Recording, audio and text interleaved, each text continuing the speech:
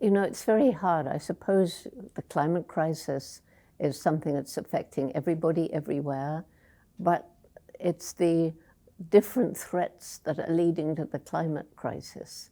So we're in this difficult situation where we need groups of people to tackle each of the underlying causes of climate change: the destruction of the forests, the pollution of the oceans, the destruction of soil, the growing human population. All of these things contribute in different ways, and they all have to be tackled if we want to try and slow down climate change.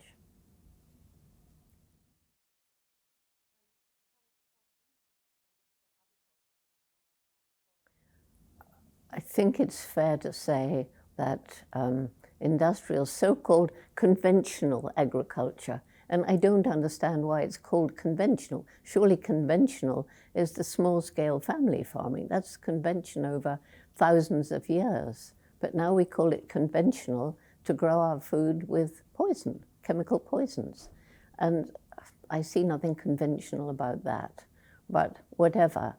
It's these uses of chemical pesticides, herbicides, fungicides, and fertilizers that have so damaged the soil.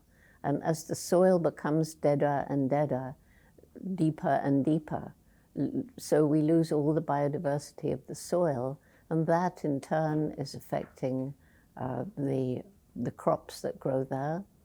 The so-called industrial weeds, which actually are food for millions of different insects, which in turn are food for the birds.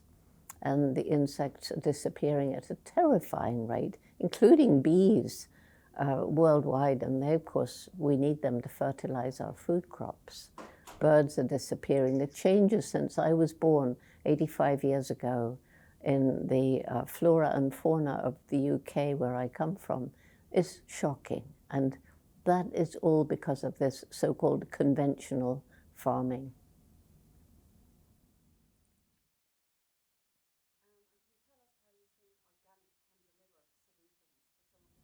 If we grow organic, and it takes, I understand, 3 years to certify organic, because you've got to get rid of all the damage that's been done with these terrible chemicals, then if we all start demanding organic food, that means a reduction of all these chemicals that are used in conventional agriculture. That means that once again, we shall be providing environments that are okay for the insects and the birds, and we shall start to see a recurrence of biodiversity. But at the same time, it will mean much less illness, sickness for people, including children. It doesn't make sense to eat food grown with poison.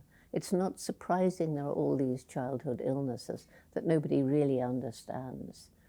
And certainly if you've been eating any of these poisons that the food is grown with, you're going to be more susceptible to the sicknesses that go around.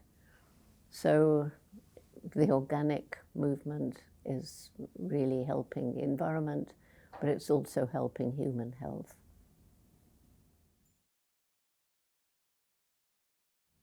The most important message I have for everyone is to remember that each one of us makes a difference every single day we live on this planet.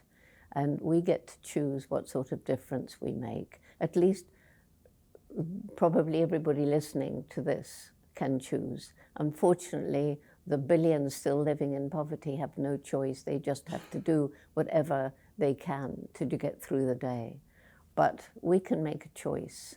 And it's all very well to blame governments and industry, and indeed they have very major, should take a lot of blame, but the consumers too. And we make our choice by what we buy, what we wear, where did it come from? Did it harm the environment? Did it result in cruelty to animals? Is it cheap because of child slave labor?